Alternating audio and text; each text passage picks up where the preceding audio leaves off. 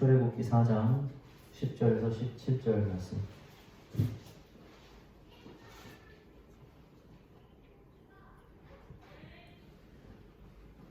다시 줄 알고 제가 읽겠습니다. 모세가 여호와께 아뢰되 오 주여 나는 본래 말을 잘 하지 못하는 자니이다. 주께서 주의 종에게 명령하신 후에도 역시 그러하니 나는 입이 뻣뻣하고 혀가 둔한 자니이다. 여호와께서 그에게 이르시되 누가 사람의 입을 지었느냐? 누가 말 못하는 자나 못 듣는 자나 눈 밝은 자나 맹인이 되게 하였느냐? 나 여호와가 아니냐? 이제 가라. 내가 내 입과 함께 있어서 할 말을 가르치리라. 모세가 이르되 오 주여 보낼 만한 자를 보내소서. 여호와께서 모세를 향하여 노하여 이르시되 레위 사람 내 형 아론이 있지 아니하냐? 그가 말 잘하는 것을 내가 아노라. 그가 너를 만나러 나오나니 그가 너를 볼 때에 그의 마음에 기쁨이 있을 것이라. 너는 그에게 말하고 그의 입에 할 말을 주라. 내가 내 입과 그의 입에 함께 있어서 너희들이 행할 일을 가르치리라. 그가 너를 대신하여 백성에게 말할 것이니 그는 내 입을 대신할 것이요 너는 그에게 하나님같이 되리라. 너는 이 지팡이를 손에 잡고 이것으로 이적을 행할지니라. 아멘. 모세가 하나님 앞에 서서 지금 명령을 이렇게 받을 때 모세에게 과연 믿음이 있었을까? 라는 생각이 들 수 있습니다. 모세가 계속해서 하나님의 명령을 거부하거든요. 모세는 자신이 가지고 있는 것에 대한 불신이 강했고 하나님의 일이 진행되기 위해서는 보다 강력한 무엇인가가 필요하다고 생각했어요. 모세가 믿음이 없었던 건 아닙니다. 그러나 하나님 앞에 서서 자신이 보냄을 받을 때에 자신이 기대하지 않았던 걸 받았던 것 같아요. 그죠? 그냥 가라고 했잖아요, 하나님께서. 내가 너와 함께 하겠다. 근데 이걸로 모세는 충분하지 않았던 것 같습니다.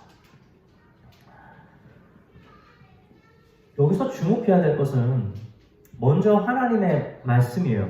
뭐냐면 하나님은 모세를 세워서 그냥 쓰신다고 했지 모세에게 뭐가 있는지 확인을 하지 않으신다는 겁니다. 다시 말하면 모세가 무엇을 가지고 있는지는 하나님 앞에 상관이 없습니다. 그냥 모세 그 자체로서 하나님이 쓰는 도구로 충분하다는 거예요. 근데 이것 외에 우리가 더 중요하게 봐야 될 것이 한 가지가 있는데 그것은 뭐냐면 끝까지 모세가 하나님의 명령대로 순종하지 않을 때에 하나님이 모세를 완전히 억지로 꺾어서 모세를 일을 시키는 것이 아니라 결국 모세가 필요한 그 입을 이 하나님께서 허락해 줬다는 겁니다. 이게 중요한 거죠. 하나님께서는 모세를 강제로 자신의 사역에 끌어당기지 않으셨습니다. 하나님께서는 모세가 그토록 필요로 하는 그 입술인 자신의 형 아론을 붙여주셨어요. 사실 이 계획은 온전하다고 볼 수가 없습니다. 하나님은 그냥 모세가 가기를 원했죠. 그럼에도 불구하고 하나님은 그 모세의 요구를 꺾지 않으시고 비록 화를 내시고 노를 하셨지만 그래도 그 모세의 요청을 들어주신 하나님이라는 거예요. 모세가 얼마나 이 날을 기다렸는지 모릅니다. 모세가 왜 이 땅에 와가지고 머무르고 있어요, 지금. 자신이 너무 사랑하는 이스라엘 백성을 구원하고자 하는 마음 때문에, 그렇죠? 사람을 쳐서 죽여가지고 이집트에서. 그래서 쫓겨난 거 아닙니까? 자신의 예상과는 달랐죠. 내가 이렇게 행하면 사람들이 나를 보고 뭔가 깨달을 거라고 생각을 했는데 그게 아니었던 거예요. 그래서 그 혈기 넘치던 모세가 지금 이 땅에 쫓겨와서 하나님 앞에 다시 서게 된 거예요. 이게 몇 살입니까? 80살인 거예요. 믿음이 너무 간절해. 믿음은 확실합니다. 주님이 나를 써주실 거다. 게다가 소망도 있어요. 내가 우리 이스라엘 백성들을 구원해내야 된다라는 그런 소망 말이에요. 그러나 모세가 자신의 모습을 보는 거죠.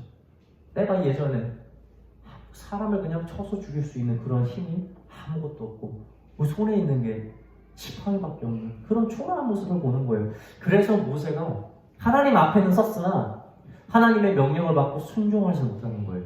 왜? 내가 가지고 있는 거죠. 주님, 이제 당신의 뜻을 알겠고 당신께서 일하실 건 알겠지만 주님 보낼 만한 사람을 보내십시오. 저는 그런 능력이 없습니다. 이 고백을 하는 겁니다.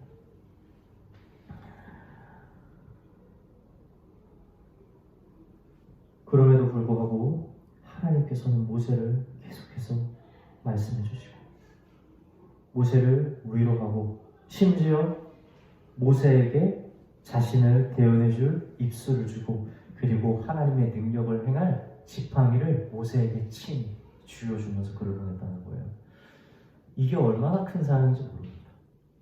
하나님이 자신의 뜻을 두고 모세를 굴복시키는 것이 아니라 자신의 뜻을 두고 행하지 않는 모세에게 계속해서 낮아지셔서 모세가 자신의 명령을 순종하고 받아들일 때까지 하나님은 기다리시고 모세에게 허락해주셨던 거예요.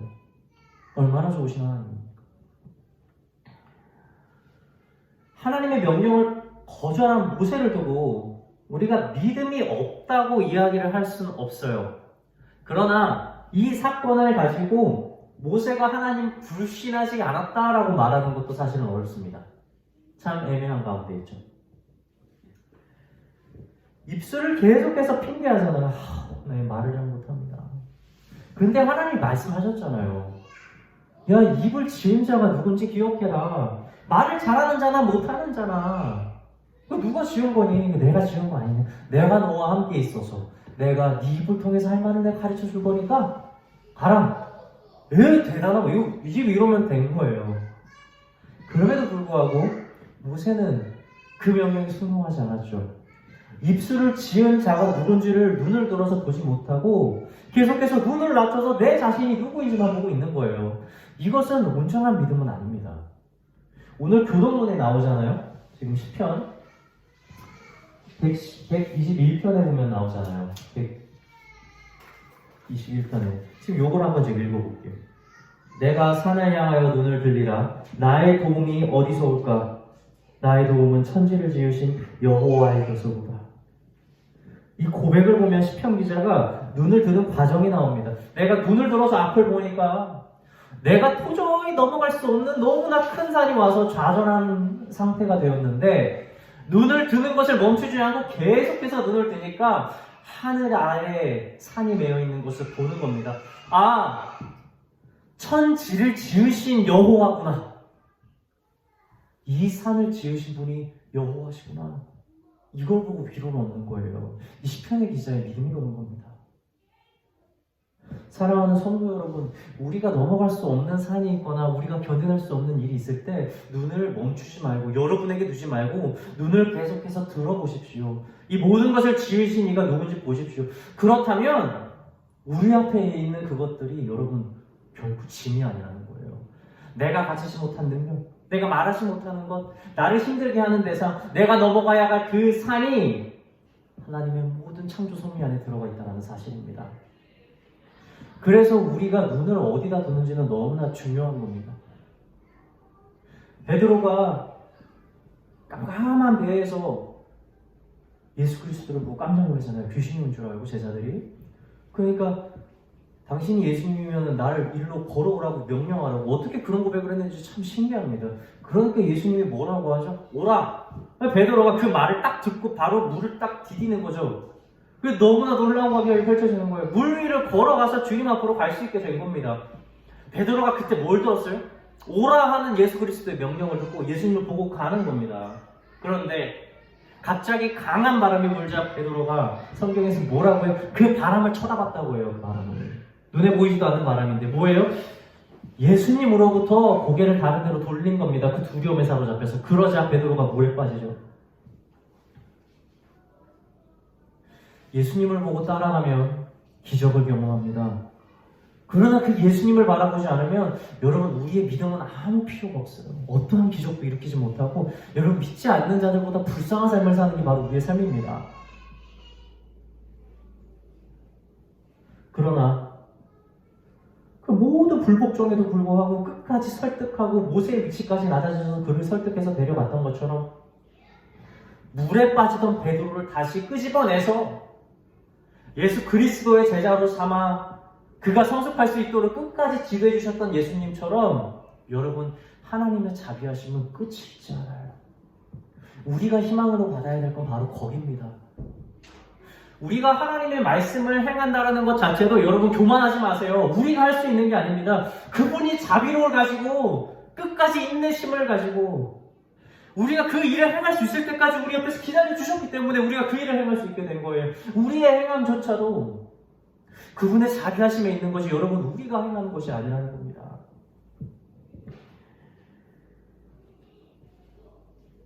요한복음 14장을 보면 예수님이 이 말씀을 정말 반복적으로 하십니다. 뭐라고 하시냐면 내 명령을 행하는 자라야, 내 계명을 행하는 자라야, 내 말을 행하는 자가 바로 나를 사랑하는 자다. 이 말씀을 반복적으로 하시거든요. 여러분 이 말씀은 네가 내 말씀대로 그대로 잘 따라와야 네가 나를 사랑하는 것을 증명하는 거야. 그러니까 말씀대로 똑바로 살아. 지금 이 얘기를 하시는 게 아니에요. 이거는 지금 오늘 모세를 통해서 그리고 베드로를 통해서 본 것처럼 너가 말씀을 따라서 행하게 될 때까지 내가 너를 기다리며 그 순종함을 내가 볼 것이다 라는 겁니다. 그래서 이 행함조차도 사실은 우리 주님의 은혜에 있는 거예요. 그리고 이 요한복음의 14장의 맥락을 따져보면 사실은 성령의 오심을 이야기하는 거거든요. 그럼 뭐냐면 너희가 이 모든 일들을 행할 수는 없으나 내가 보내시는 그 보혜사 성령을 통하여서 너희의 말씀이 조명을 받고 너희가 행할 힘을 줘서 너희가 내 말씀을 깨닫게 되고 너희가 이 모든 것들을 행하게 될 것이다. 그리고 너희가 나에게 사랑받는 자인 것을 기억해라. 사실은 이 말씀입니다. 예수님이 우리에게 율법을 강요해서 이걸 해야 네가 날 사랑하는 거다가 아니라 너희가 사랑을 하는 행위조차도 사실은 내가 보내는 보혜사 성령에 달려있고 우리 주님, 우리 하나님의 자비로움에 있다는 것을 너희가 잊지 말아라는 걸로 봐야 되는 거예요. 하나님의 말씀이 삶이 될 때 비로소 우리는 우리가 서 있는 곳이 광야이든 가나안 땅이든 그곳은 전혀 중요한 문제가 되지 않습니다. 내가 있는 그곳에 하나님께서 함께 하신다는 것 그 자체가 사실은 이미 그 땅에 이미 당신께서 계획하신 모든 온전한 계획들이 이루어져 있다는 믿음의 확신을 주기 때문에 우리가 지금 있는 곳에서 믿음의 고백을 드리는 건 너무나 중요한 거예요. 지금 내가 살아가는 삶 자체가 가나안이라는 겁니다. 왜? 우리 주님이 나와 동행하시기 때문에 그런 거예요. 만약 진짜 가나안 땅이 진짜 중요한 거라면 이스라엘 백성의 목적지가 가나안 땅이라면 그들의 신앙의 최종 목적지가 가나안 땅이라면 여러분 죄송하지만 모세는 실패한 인생이잖아요. 모세 가나안 땅에 못 들어갔거든요. 심지어 모세가 가나안 땅을 문 앞에 두고서도 그 요단강 앞에서 그렇게 부이는 거예요. 하나님 앞에. 주님 진짜 저 땅에 내가 꼭 들어가야 될 것 같다고. 눈으로 보니까 너무 신이 아름다운데 주님 저 좀 들여다보내면 안 되겠습니까? 라고 이야기를 하는 거예요. 얼마나 가나안 땅을 모세도 그리워했을까? 그 약속의 땅 보고 싶지 않았겠어요? 게다가 멀리서만 봐도 너무 아름다운 거예요. 근데 하나님이 모세한테 화를 내죠. 그럼 뭐라고 말씀하십니까? 이렇게 말씀하십니다. 그만해도 족하니 이 일로 다시 내게 말하지 말라. 그만해도 족하다는 거예요. 저는 모세한테 이 말씀이 정말 큰 위로가 됐다고 생각을 합니다. 아마 하나님을 처음 만난 그날을 생각했을 거예요. 처음 만나서 하나님의 명령을 받을 때에 하나님의 말씀을 보지 않고 하나님의 능력을 보지 않고 자기만의 능력을 바라봤던 그 모세를 보지 않았을까? 지금 가나안 땅 앞에 두고 뭐 하고 있어요? 자기와 지금까지 동행하며 함께했던 진정한 가나안의 본질인 하나님을 바라보지 못하고 다시 눈을 돌려서 가나안 땅을 바라보며 그 아름다움에 빠져버리는 겁니다. 그런데 그 모세에게 지금 이렇게 하는 거예요. 그만해도 족하다. 가나안 땅에 들어가지 않아도 족하다. 나는 지금 너와 함께하고 있다. 여러분 이 위로를 받지 않았을까? 저는 생각합니다. 시편 기자는 시편 84편에서 이렇게 고백합니다. 주의 궁정에서의 한 날이 다른 곳에서의 첫날보다 나은즉 악인의 장막에 사는 것보다 내 하나님의 성전 문지기로 있는 것이 좋사오니. 가나안 땅에 들어가지 못한 모세의 삶은 비록 그 원인이 자신의 죄에 있다 할지라도 이미 그 자체로서 완전하고 아름다우며 기쁨으로 가득합니다. 왜 그렇습니까? 하나님께서 모세와 함께하고 계시기 때문입니다. 사사시대 때 이스라엘 백성이 자꾸 하나님 앞에 죄를 지어서 하나님께서 7년 동안 미디안의 손에 이 이스라엘 백성들을 완전히 넘기십니다. 근데 이스라엘 백성들이 너무 이 부분에 대해서 힘들고 슬퍼하는 것들이 많아서 울부짖죠, 하나님 앞에. 그래서 하나님께서 그 음성을 듣고 누구를 세우시냐면 이 기드온이라는 사사를 세우세요.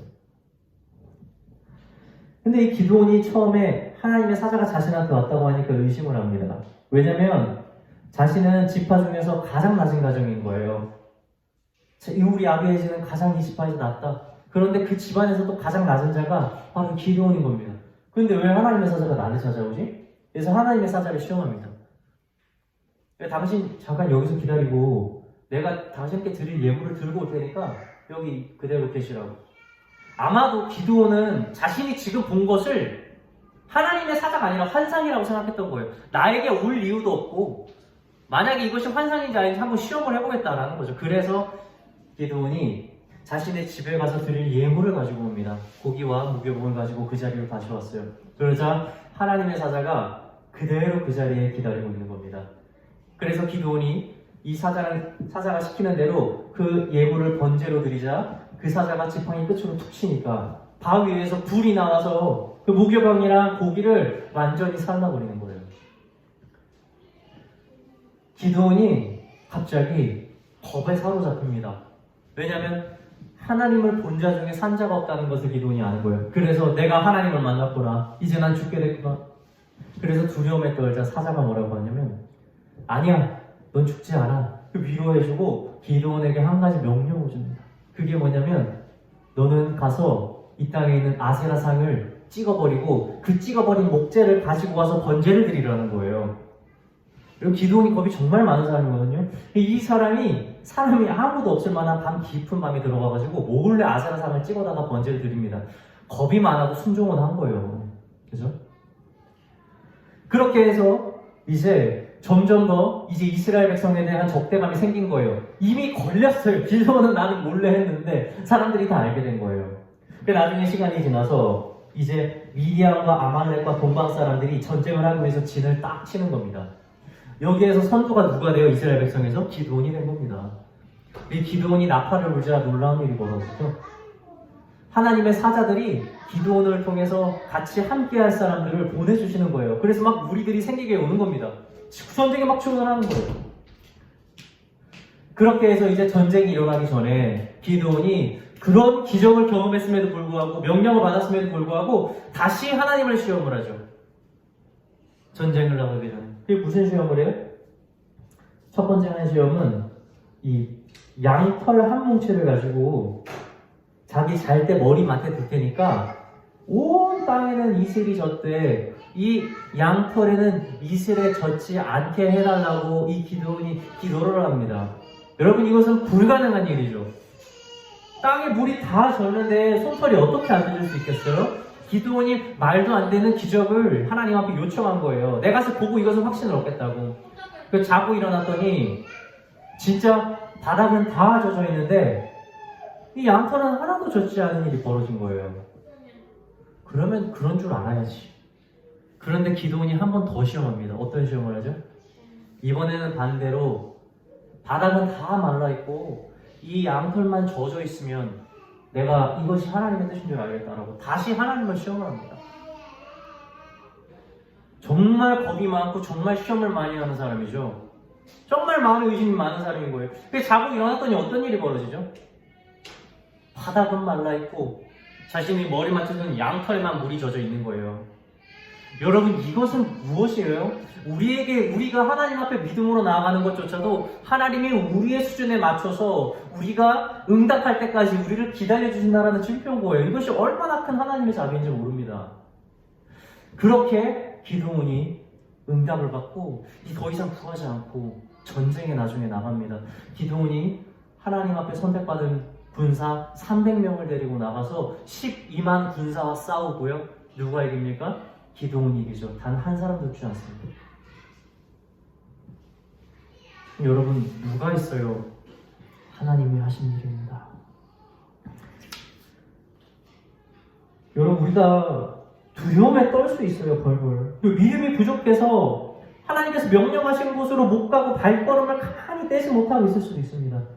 혹은 마음에 치닫는 분노와 슬픔 때문에 우리가 절망에 빠질 수도 있어요. 그러나 이 모든 일들 가운데서도 절대 하나님 곁을 떠나서는 안 됩니다. 두려워도 떨려도 감정을 이겨낼 수 없을 때에도 주님 앞에 우리는 반드시 머물러야 합니다. 말씀을 마치고자 합니다.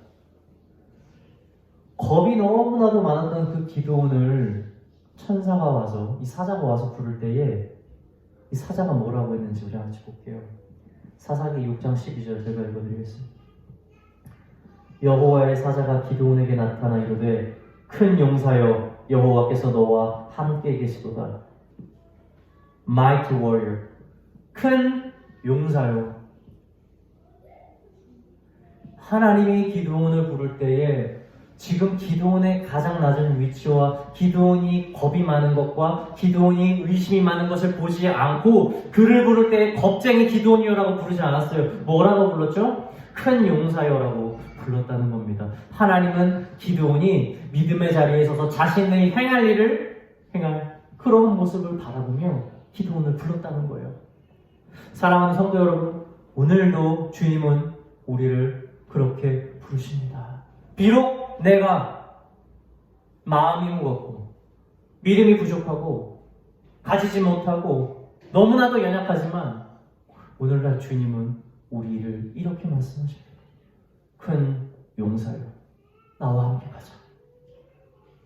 이 말씀을 기억하며 믿음의 끈을 끝까지 붙들며 자신의 나약함과 고통까지 믿음의 선 안에서 그 순리 속에서 모든 것을 맡기고 주님의 응답하심을 기다리는 저와 여러분이 되시길 주님의 이름으로 축원합니다.